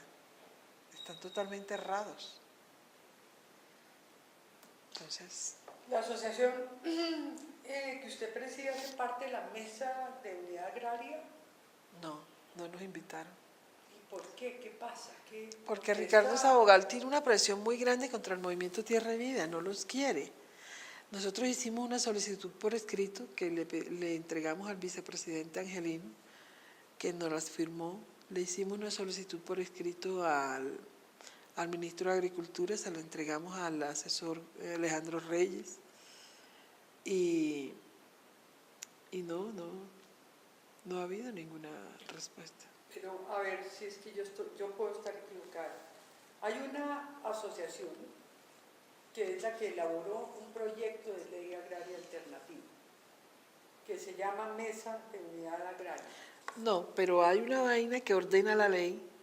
Sí, hay una mesa. Estamos hablando de dos cosas diferentes. Dos cosas distintas. Yo hablo de la alianza, estoy hablando de la alianza de organizaciones sociales rurales que se juntaron y que han elaborado el proyecto de ley hay un proyecto, alternativa. Sí. Yo lo tuve en la mano, el proyecto lo leí. Van a presentarlo, ya creo que lo registraron en el Congreso. No sé si lo habrán como registrado. alternativo al proyecto. Pero nosotros no hacemos parte de la mesa, de esa mesa no. no. Parte no, de ese... de esa mesa no. Pero yo hablo de la otra mesa, la que ordena la ley oficial. crear, claro, que debe estar compuesta por instituciones del Estado que tienen que ver con el tema de restitución, con el tema de reparación y atención a víctimas, y organizaciones de víctimas que tienen que ver con el tema de restitución de tierra. A esa mesa fue que pedimos la participación, se la pedimos al vicepresidente, se la pedimos al ministro de Agricultura, se la hemos pedido a todo el mundo, no ha pasado nada. Pero ya convocaron la mesa, una reunión de la mesa. Ya convocaron una reunión de la mesa. A propósito, tengo que hacer una cosa con eso. ¿Y hay otras organizaciones? Perdón. No ¿Sí, sé. convocaron otras organizaciones sociales? ¿O? ¿A la No, mesa a la del ministerio no. ministerio? No sé. Sé que convocaron la mesa, una reunión de la mesa, pero no sé a quiénes convocaron. Sí, pero ahí hay organizaciones sociales, la ley obliga. No, tienen que estar. Lo que quiero decir es que no sabemos quiénes están. No sabemos. Hay que averiguarlo. Claro. ¿Por qué está usted tan atacada por organismos estatales? O sea, uno nota leyendo la información que hay sobre usted que por un lado tiene respaldo, que le dieron un reconocimiento nacional como una de las principales líderes del país, que el presidente Santos se ha referido a usted con términos muy elogiosos, y por el otro lado hay cuestionamientos de parte de organizaciones sociales de Urabá y de parte del INCODER, están en conflicto con la unidad de restitución de tierra. Claro, porque pasa? he tenido la desfachatez, según ellos, de poner en claro toda esa corrupción mafiosa que hay dentro del INCODER y que todavía existe dentro del INCODER, aliados con organizaciones que creó el Sindicato Nacional de Trabajadores allá sin Trenagro en Urabá, organizaciones paralelas haciéndose pasar por organizaciones de víctimas para favorecer a los paramilitares que despojaron tierras en Urabá. Es por eso. Entonces han hecho campañas de desprestigio, entonces han hecho campañas con los medios, aunados, apoyados con Augura, ¿cierto? Augura, que es la Unión de Bananeros de Urabá, en su momento con miembros de la CNR de Antioquia y con altos funcionarios del INCODER de acá de Bogotá, que están contados y que tengo videos donde se han ido a reunir con los paramilitares allá.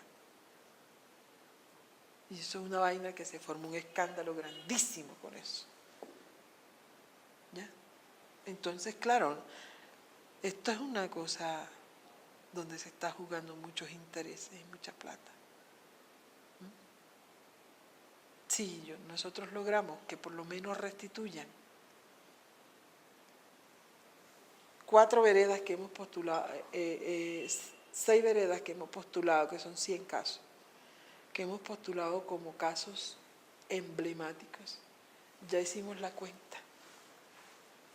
En tierra, si salen esos casos, En tierras son casi 23.000 hectáreas de tierra. No es cualquier. Y en plata, imagínense cuánto irá a ser. Estos casos son en Urabá. Sí, señora. ¿Y cómo tenemos acceso a la información sobre esos casos? Pues eso tendría que ser con la Fiscalía de Justicia y Paz, porque esos casos están en el tribunal. Están en el tribunal. en la Fiscalía de Justicia y Paz. Exacto. Eh, Ante el, Pero dentro de esta información de los 100 casos, tiene que ver también con la otra información que ustedes le entregaban al gobierno, de 863 predios de titulación ilegal. claro. Lo que hicimos fue, de esos 863 predios, escoger 100 casos emblemáticos, porque fueron los casos donde ha habido muertos, desaparecidos, masacres, donde sigue habiendo amenazas a las personas que están reclamando, donde los victimarios están ahí, están pagando casa por cárcel y se mueven en todo Urabá y siguen amenazando a la gente y están aspirando a los cargos públicos a pesar de tener casa por cárcel. ¿Cierto? Porque, bueno, por todas esas vainas, estos son casos que ameritan que tengan un reconocimiento especial del gobierno, pero la Fiscalía no le para bolas a eso. ¿Ya? La Fiscalía no investiga, no pasa nada, no pasa nada. En el momento hay casos de restitución en Urabá andando ya, Sí, o sea que estén en proceso sí. de... No, y ya hubo casos restituidos, Ya hay restituciones ya a efectivas. través de la 975. Nosotros cuando se dio la ley 975, también hicimos las debidas propuestas, porque nosotros estábamos enlazados como organización con una cosa que existe en Antioquia que se llama Mesa Departamental de Víctimas.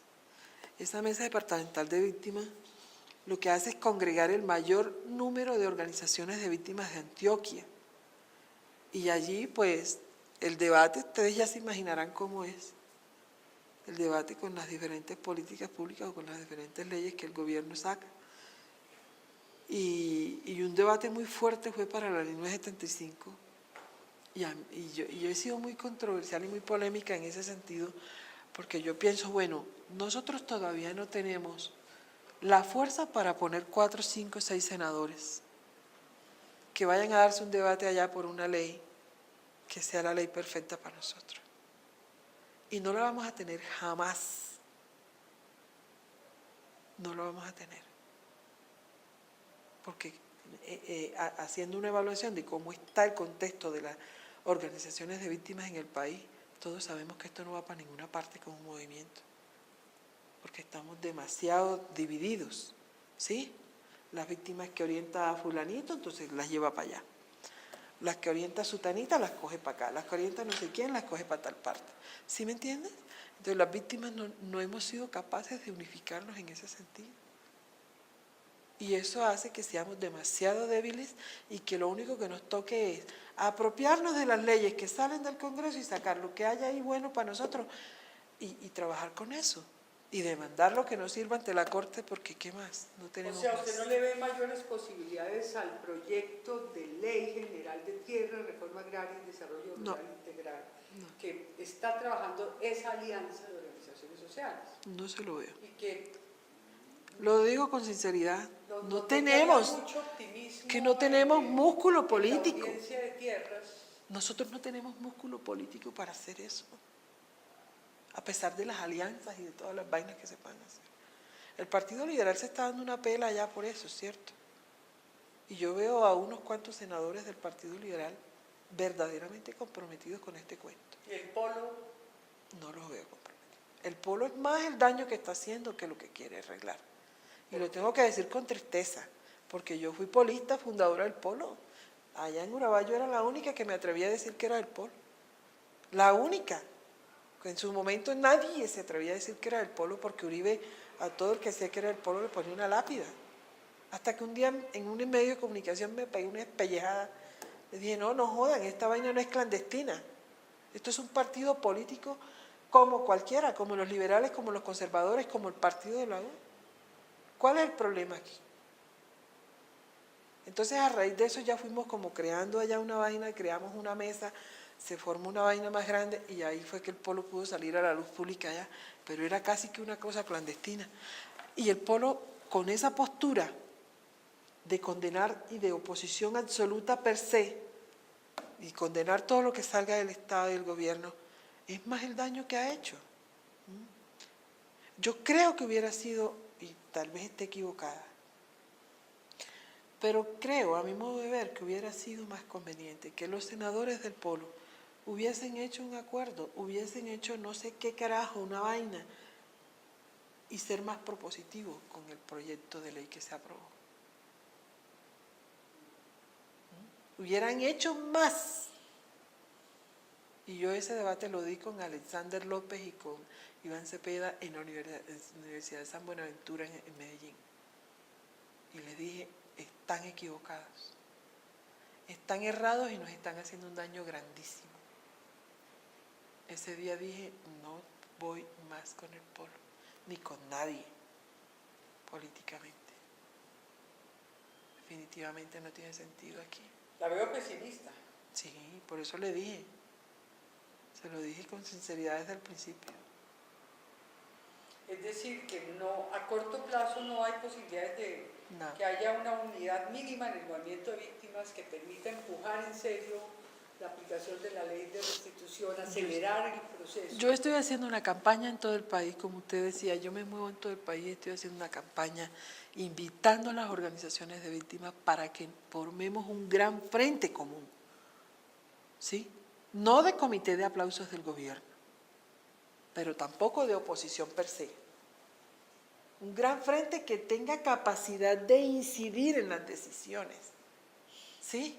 Que sea capaz de interlocutar con el gobierno y exigirle al gobierno. Mire, si nosotros hubiésemos estado más unidos como movimientos, como organización o como lo que sea, ahora en este momento que Santos está pasando por esa etapa crítica, nosotros estuviéramos ganando. Estuviéramos ganando, y se lo digo por mera estrategia, y se lo digo como jugadora y como otra cosa, como otras posibilidades que he tenido de entrenarme en otras cosas. Por mera estrategia estaríamos ganando ahora.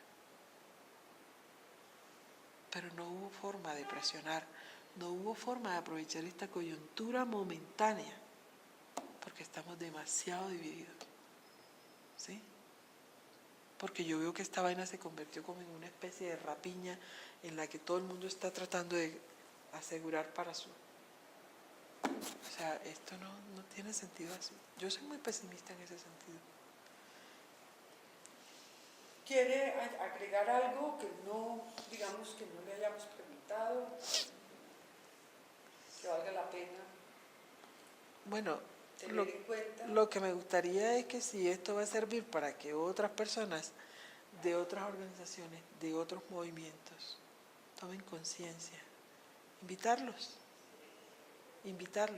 para que formemos una gran alianza. Hay una particularidad que se me pasó por alto decir aquí, y es, las organizaciones de víctimas que hacen alianza con nosotros no pierden su esencia, siguen su trabajo que llevan, siguen su función. La alianza es para potenciar lo grande y lo grueso de la política pública, independiente de los objetivos principales que sean objetivos de cada organización, ¿sí? Por eso creo yo que es bueno y hay garantías de hacer una alianza con Tierra y Vida, con las otras ONGs, con los partidos políticos, con todas las organizaciones de víctimas. Eso es lo que tenemos que hacer. Y eso hay que hacerlo rápido. Eso hay que hacerlo rápido. Además, porque veo con mucha tristeza también y con mucha preocupación. Eso sí lo veo con... que no me preguntaste de eso, pero lo voy a decir.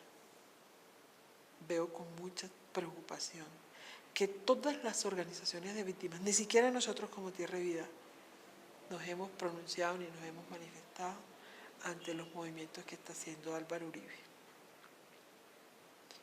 Y le digo, si la política pública está enredada ahora, que todavía tenemos 2 años, pregúntese qué irá a pasar dentro de 2 años más si Álvaro Uribe vuelve al poder. O en medio de la campaña electoral. Cuando lo dijo tan clara y explícitamente, está en contra de la restitución de tierra. O sea, esto va a ser un baño de sangre que nadie lo está midiendo. Pero esto va a ser un baño de sangre grandísimo. Y eso sí me tiene preocupada, porque veo que hay demasiada pasividad. Nadie ha tenido el valor de pararse y decir, estamos en contra de ese monstruo. Porque ese tipo es un monstruo. En la prensa ha habido columnistas que han indicado el riesgo grande. Sí, pero los movimientos como tal, las organizaciones no han hecho nada. Y eso sigue, hay un modelo impuesto desde hace muchos años, en el que las organizaciones de víctimas y otras organizaciones se dedican a la protesta aquí desde su núcleo, ¿cierto? Y eso es lo que nos ha mantenido divididos, porque soy yo y soy el que tengo la verdad revelada. Entonces eso no me permite aliarme con este que es diferente a mí, ¿cierto? Porque me va a quitar mi verdad. Y el otro de acá piensa lo mismo y el otro de acá piensa lo mismo, y eso es lo que ha fortalecido al monstruo. Nuestra división. A mí me tiene preocupada eso. Por eso estoy como loca en todo el país llamando a todo el mundo que nos juntemos. Claro que a nadie le digo que es para hacerle frente a ese desgraciado. No grabes eso. Hay una reunión que están invitando, organizando en Medellín. De Álvaro Landa, no sé si conocen a Álvaro Landa. Sí, alguien me habló de eso. Navarro. Alguien me habló de eso, pero a mí no me han invitado. Sería bueno. Me hubiera gustado estar ahí, me gustaría estar ahí. El 8 de agosto creo que es. Sí, me gustaría Bueno, estar ahí. Presidente del Club de Leones. presidente del Consejo Municipal de Valencia. Sí, y ya preparándose para inscribirse en la campaña que ya se iba a iniciar al año siguiente, me parece que era, de la alcaldía del pueblo. Eso lo hacían, lo iba a hacer con una coalición que decidieron hacer con la UP, que era el segundo movimiento más fuerte allá en el municipio, en la región. ¿Segundo después de cuál? Del Partido Conservador, claro. O sea, las dos fuerzas eran el Partido Conservador y la UP. Y la UP. Los dos, aparentemente los dos extremos. Pues sí, aparentemente, pero esas particularidades que se dan en los pueblos, en las regiones, ¿cierto? Es que en eso ha habido una equivocación toda la vida en Colombia.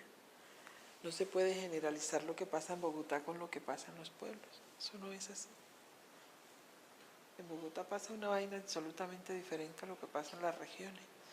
Muchas veces en las regiones uno termina aliado con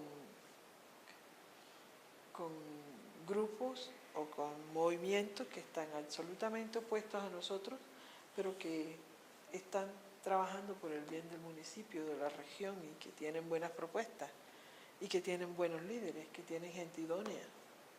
Entonces piensa uno, bueno, si en la región esto es lo que se necesita, ¿por qué vamos a tener que regirnos por otras cosas, cierto? En ese momento, pues nosotros también pensábamos, bueno, aquí hay una situación bastante delicada y es la UP tiene un respaldo armado y puede ser mucho más grave oponernos a la UP que aliarnos con ellos. Y máximo, si ellos están de acuerdo en que hagamos una alianza, conocían a Ladino, sabían que era una persona muy seria, que era una persona supremamente honorable. Todo el mundo lo tenía como una persona muy, muy, muy, muy honorable. Entonces, si ellos mismos dicen, bueno, vamos a hacer una alianza, y él iba a ser el alcalde, eso ya estaba claro. Cuando llega este tipo y empieza con las masacres, con las desapariciones, con los asesinatos selectivos, mata muchísima gente, mucha gente. Yo no sé por qué en Valencia no se ha hecho ningún pronunciamiento de eso. La gente que vive allá está muy callada. Y lo que pasó allá fue desastroso. Acabaron con todos los líderes sociales y políticos de la región de allá del municipio, tanto de Valencia como de Tierra Alta.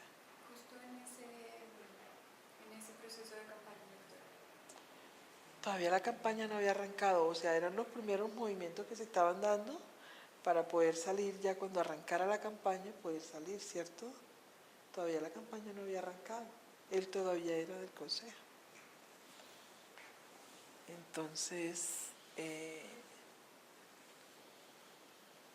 llega este señor y bueno, y empieza a matar a todo el mundo, hasta que asesinan a la... Sin distingos políticos, o sea, principalmente... No, era principalmente comunistas, por los UP. nexos, era principalmente por los nexos con esto de gente de la UP. No era por más. Y aparte de su esposo, mataron otros conservadores. Uf, claro. Y otros que se lograron salvar porque se fueron. Sí, yo recuerdo mucho la muerte de un señor que se llamaba Luis Díaz. Lucho Díaz, le decíamos así. Pues todo el pueblo lo conocía como Lucho Díaz.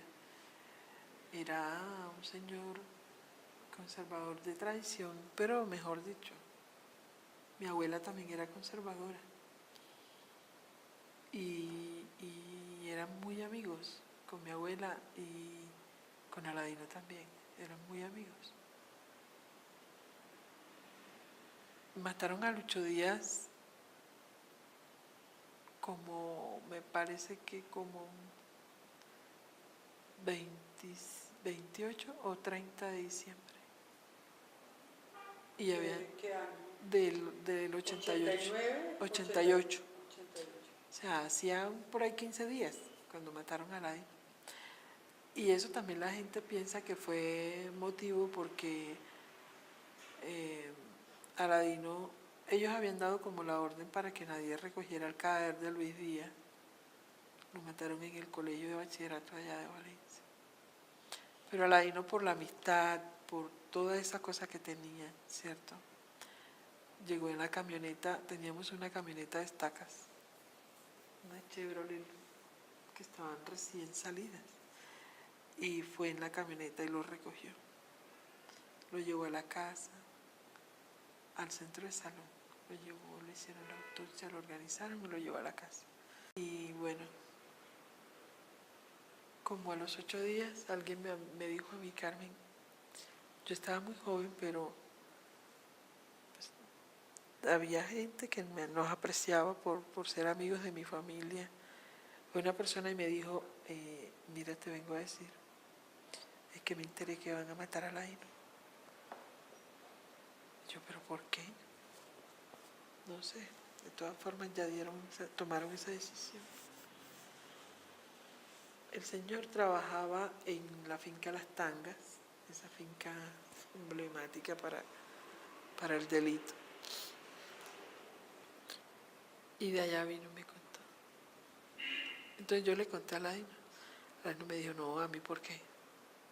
Mire, yo aquí no le he robado a nadie, yo nunca me he enredado con nadie, yo no debo nada, yo no le debo a nadie. Y en esa discusión, pues yo le decía, mira, vete y yo me quedo aquí, yo me quedo con los niños. No, es que yo no me voy a ir. Me acuerdo así claramente, me dice, el que nada debe, nada teme, no te preocupes. Como a los 4 días de eso mataron a Aladino. Y la presencia fuerte de Fidel Castaño, de los paramilitares, empezó en Urabá en el 88. En Valencia comenzó en el 86,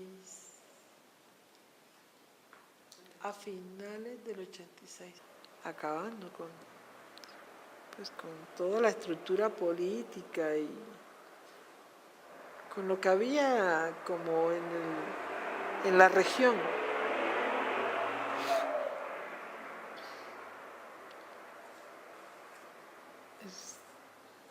Paramos un segundo. Cerremos Pero eso, porque es que el ruido es El ruido es terrible. No, no cierra. Aquel también está bien.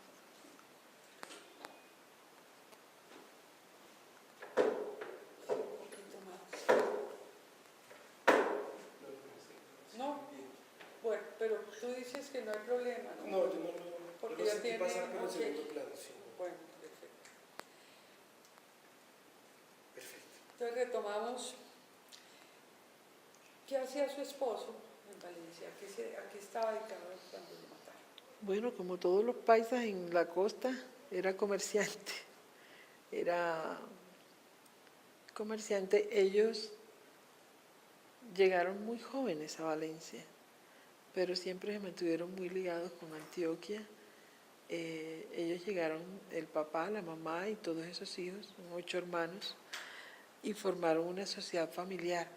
Esa sociedad familiar manejaba unos recursos económicos que les permitía tener empresas, tener, por ejemplo, grandes depósitos de grano, de abarrotes para surtir todos los almacenes, los supermercados, las tiendas. Tenían un depósito de compra de madera, de compra de cosechas, todas las cosechas que se producían en Valencia, y compraba ganado, comercializaba ganado, compraba y mandaba para la feria de Medellín. Compraba pieles, bueno, todo eso, cerdos, de todo eso. Pero O sea que era una familia próspera. bastante próspera. próspera. Éramos una familia importante allá. ¿Cómo se llamaba el perdón? Aladino García, Giraldo. Sí, era una familia de las mejor acomodadas allá. Y tenía tierrita, teníamos tierra, teníamos una finca en compañía con un compadre nuestro, 266 hectáreas de tierra, más 15 hectáreas más acá abajo. Esas 266 hectáreas de tierra estaban muy arriba, muy ya sobre la serranía. Pero las otras sí estaban acá abajo, ahí cerca del casco urbano de Valencia.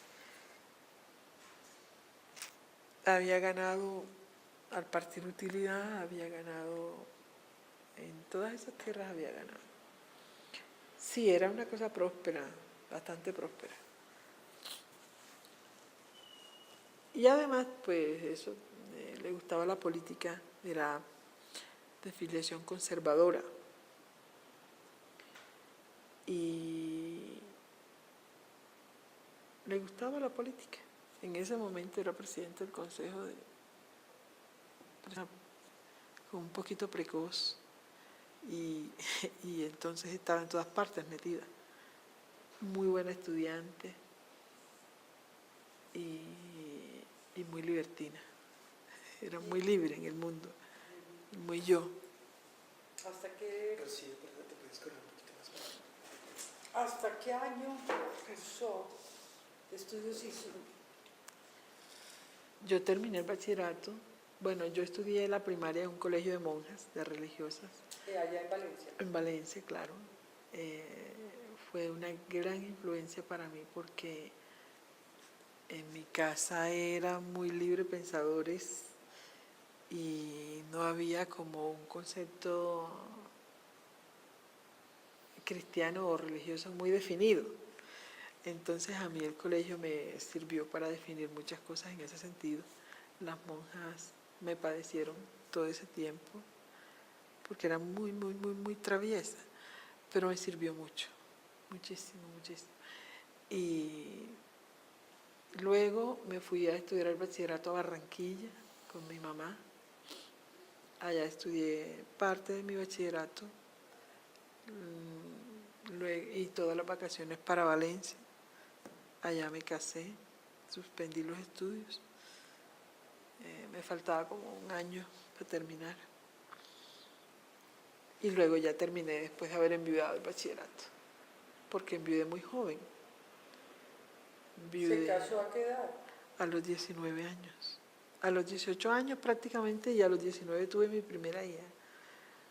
O sea, yo decidí que iba a tener 3 hijos, pues por ser hija única me imagino que sería el afán de tener tantos hijos. Tuve 3 hijos y bueno, bien, a los 24 años ya tenía 3 hijos y estaba viuda.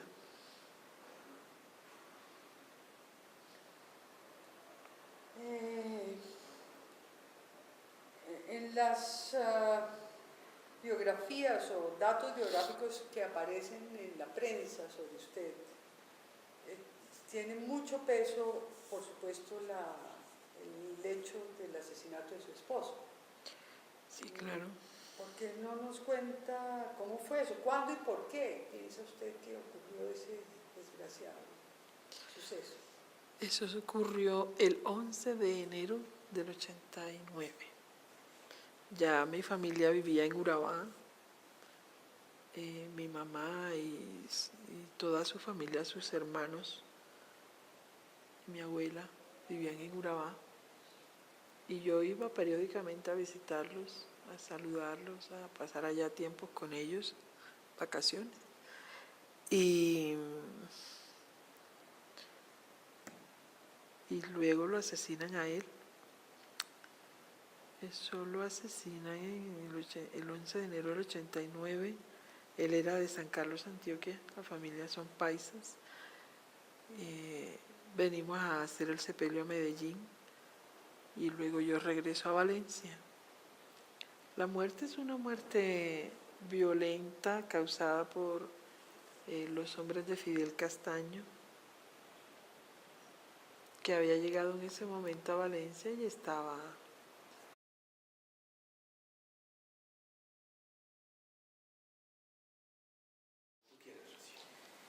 Bueno, 23 de julio de 2012, estamos en el Centro de Memoria Histórica con la líder de víctimas del despojo de tierras, Carmen Valencia. Doña Carmen, quisiera que comenzáramos por que nos cuente cuándo, dónde nació y quiénes eran sus padres. Que nos haga una pequeña biografía suya. Yo nací el 15 de febrero de 1964 en Valencia, Córdoba, en un corregimiento que se llama Vijagual, allí pegadito con Valencia. Mis padres eran Plinio Palencia y Margot Cabrales. Eran personas sencillas. Mi papá era policía, agente del Estado, y mi madre era ama de casa. ¿La familia cuántos miembros tenía? No, yo soy hija única. Hija única.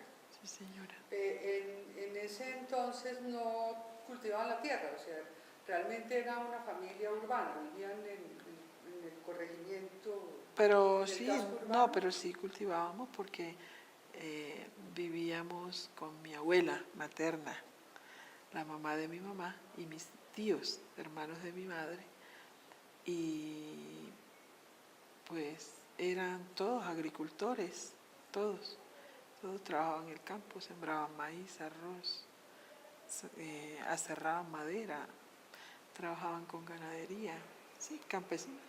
O sea que usted desde que nació Nací en tiene un hogar, vínculos claro, con la tierra, con la agricultura, por supuesto con el que sí, campo, claro que sí.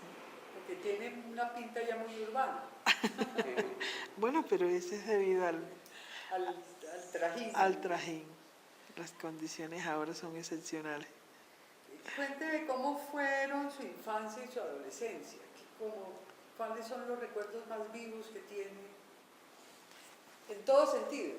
Mis padres se separaron después de, no sé, yo tenía como 6 años. Se separaron mis padres, mi papá se fue para Venezuela, formó otro hogar.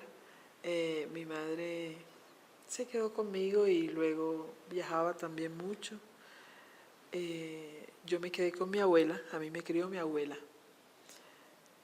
Fue una infancia bonita, pero bueno, añorando mucho, mucho, mucho a mi papá y a mi madre.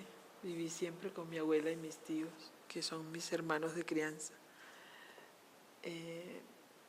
Era el único niño en esa casa, la única niña, no había más niños. Y fue una infancia con mucho trabajo. Trabajaba como cualquier otro hombre de la casa. Me enseñaban pues cosas de hombres, cosas, porque eran muchos hombres. Como por ejemplo. Eran 4 hombres, mi abuela, otra tía y yo. Bueno, a trabajar, a arriar el ganado, me enseñaban a montar a caballo, a todas las cosas que, ¿cierto? Y además porque yo era muy inquieta y siempre fui una